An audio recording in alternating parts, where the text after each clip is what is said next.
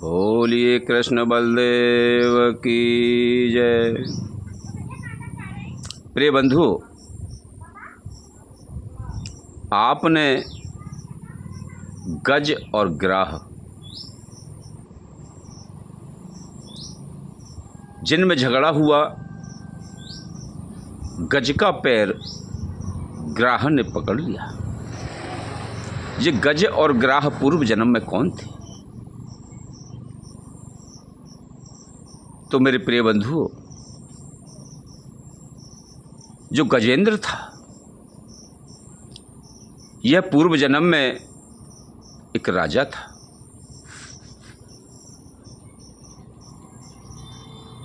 राजा अपने राज धर्म को छोड़ करके और गृहस्थ धर्म को छोड़ करके पर्वत के शिखर पर जाकर के भगवान के भजन में मस्त हो गया,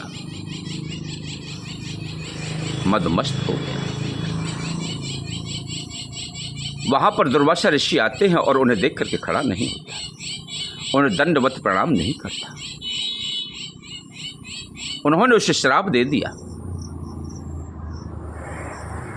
कि अरे राजा, तू इतना अपने पद में और मद में इतना मस्त हो गया कि तूने संतों का ही सम्मान करना छोड़ दिया। एक मस्त हाथी की तरह इस पर्वत शिखर पर विचरण कर रहा है। जा, मैं तुझे श्राप देता हूं कि तू गज ही बन जा। तो मेरे प्रिय बंधु, वह राजा ही गजराज बना और ग्राह जो था मगर यह इंद्र का हुहु नाम का गंधर्व था।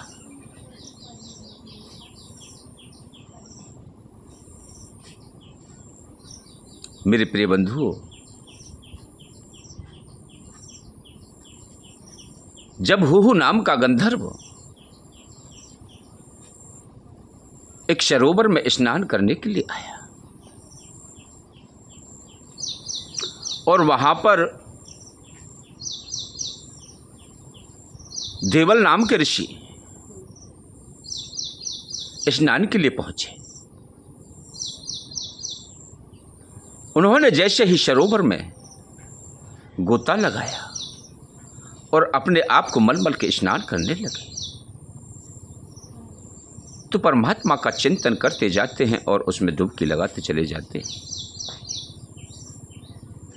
उसी समय जो हुहु नाम का गंधर्व था उसके मन में किलोरें उठने लगी और जाकर के जलाशय में उनके साथ हंसी मजाक ठिठुलियां करने लगा। सोचता है कि महात्मा जी को किस प्रकार से मैं डराऊं, ये भयभीत हो जाएंगे तो मुझे आनंद आएगा। उस गंधर्व ने जाकर के महात्मा जी का डुबकी लगाकर के पैर पकड़ लिया और खींचने लगा। महात्मा जी भयभीत होकर के पछाड़ खाकर के जलाशय में गिर पड़े। किसी प्रकार से संभल करके खड़े हुए तो वह जल से निकल करके हंसने लगा। देवल ऋषि ने देखा कि ये तो हुहु नाम का गंधर्व है और यह मुझसे इस प्रकार की मजाक कर रहा है। मैं संत हूं,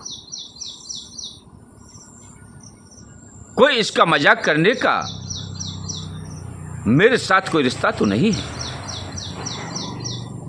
मैं कोई इसकी साली सरस तो नहीं लगता या अन्य मजाक करने के योग्य तो नहीं हूं। इस दुष्ट ने मेरे साथ ऐसा मजाक किया है कि मैं भयभीत हो गया, मेरे हृदय में कंपन बढ़ गया। देवल ऋषि ने उसे श्राप दे दिया, करे दुष्ट, जा, तूने मुझे डराया है, मेरा पैर पकड़ा है,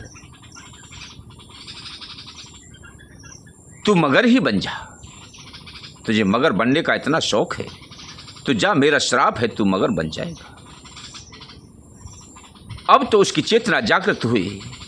उसने सोचा तो कर जोड़ करके दंडवत प्रणाम करके देवल ऋषि के चरणों में गिर गया और बोला कि महर्षि, मुझे क्षमा करिए, क्षमा कीजिए, मैंने अज्ञानतावश यह सारे कृत्य को कर दिया, मैं क्षमा चाहता हूं।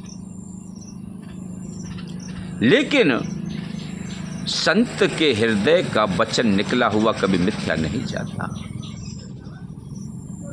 संत वचन पत्थर की लीका, मोर वचन चय पर जय फीका।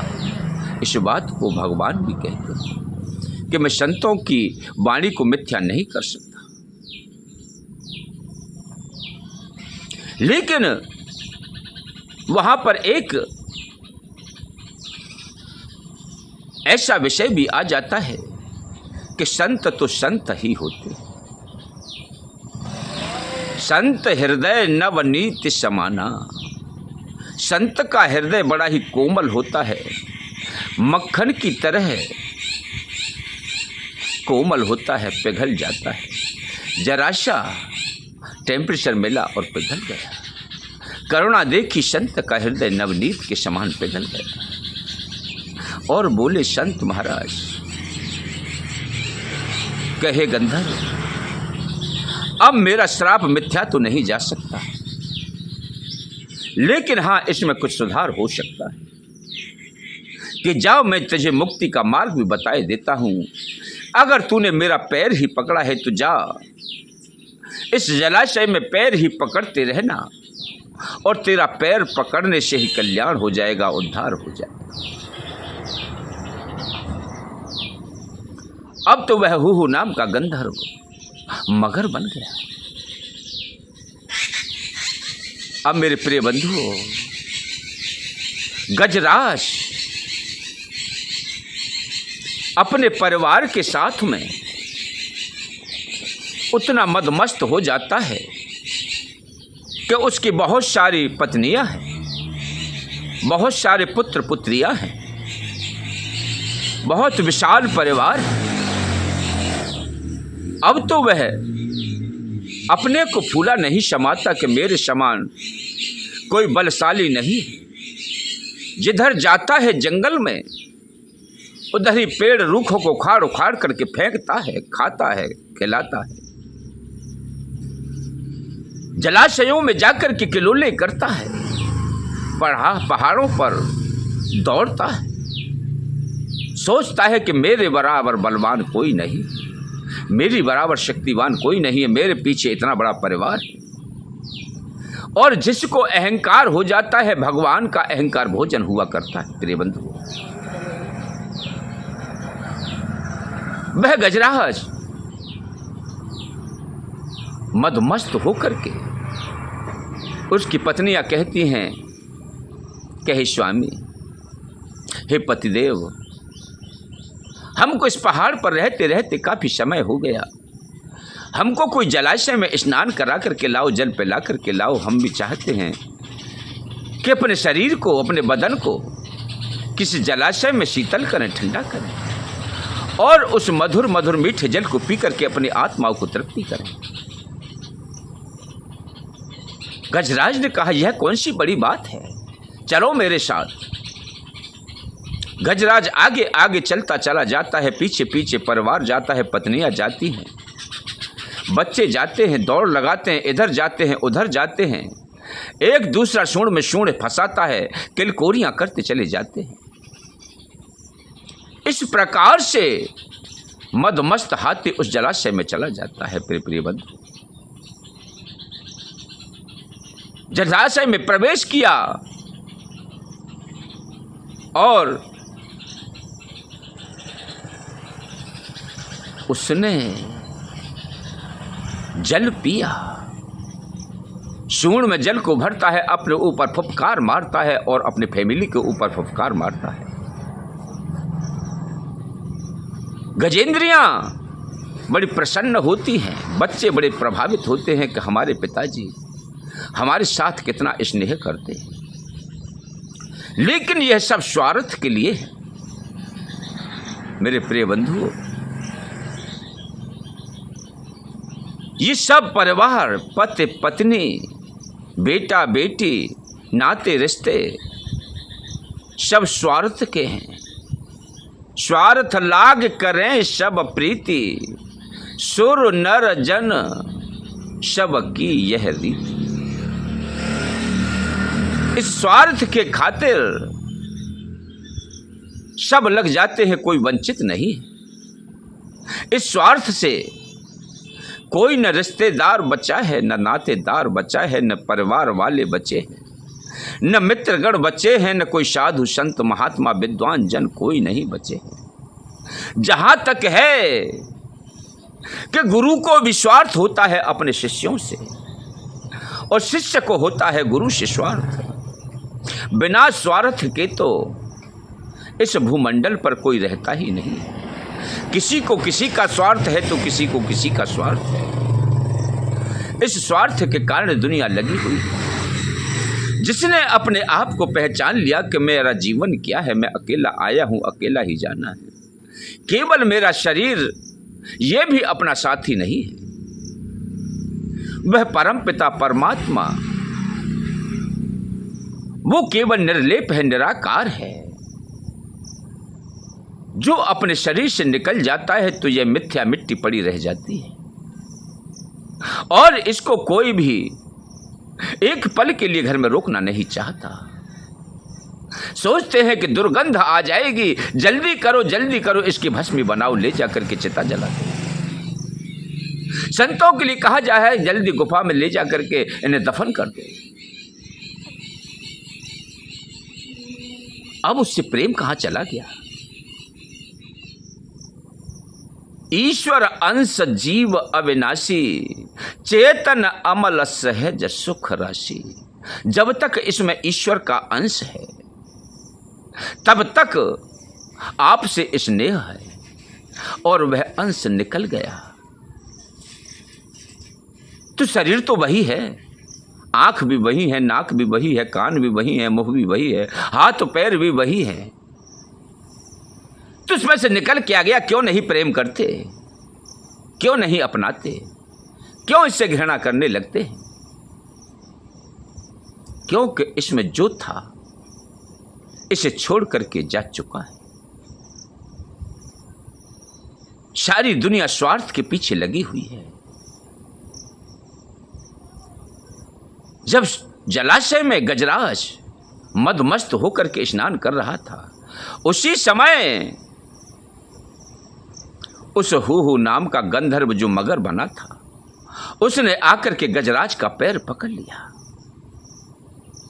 पिछला पैर पकड़ रखा है और गजेंद्र भरसक प्रयास करता है कि मैं किसी प्रकार से इससे छूट जाऊं और निकल करके अपने आप को मुक्त कर लूं। जितना दम था उतना कम था, सारा दम लगा लिया। दम लगाते लगाते वह थक गया, अपने को परास्त हो गया और अपनी पत्नियों से कहा कि अरे भाई, मैं आपसे इतना प्रेम करता हूं, आप मुझसे बिल्कुल प्रेम नहीं करती। अरे आप मुझे बचाओ, मेरे पुत्रों मुझे बचाओ, मेरी पुत्रियां मुझे बचाओ। सभी अपने आप में सोचते हैं कि ये तो जा ही रहे हैं, इसके बाद नंबर हमारा है। वह निकल करके बाहर भाग गए और किसी ने साथ नहीं दिया। सब स्वार्थ के लिए हैं, लाता रहा, खिलाता रहा, घुमाता रहा, तब तक अपने थे। अब समस्या आ पड़ी, आफत आ पड़ी तो कोई किसी का नहीं है। प्रिय इस प्रकार जब गजेंद्र परास्त हो गया तो उसने भगवान विष्णु का चिंतन किया, स्मरण किया और कहा कि हे जनार्दन, अब आप ही मेरे साथी हो, आपके बिना कोई इस विश्व में जगत में है नहीं। सारे गज को खींचता चला गया, गिरह केवल एक तिल भर सूंड ऊपर रह गई और उसने एक कमल दल को लेकर के भगवान विष्णु के चरण कमलों में अर्पित किया कि हे प्रभु, मैं अब आपकी शरणागति हूं। आपके सिवा मेरा यहाँ पर इस भूमंडल पर कोई नहीं है, इस भूलोक में कोई नहीं है। अब तो आप ही मेरी सहायता कर सकते हो। उन्होंने जैसे ही उस कमल दल को भेंट किया, भगवान नंगे पैर ही दौड़ पड़े और अपने सुदर्शन चक्र से उस ग्राह का शीश काट दिया और उसे मुक्ति के लिए पहुंचा दिया। बोलिए कृष्ण बलदेव की जय, बोलिए संत सनातन धर्म की जय।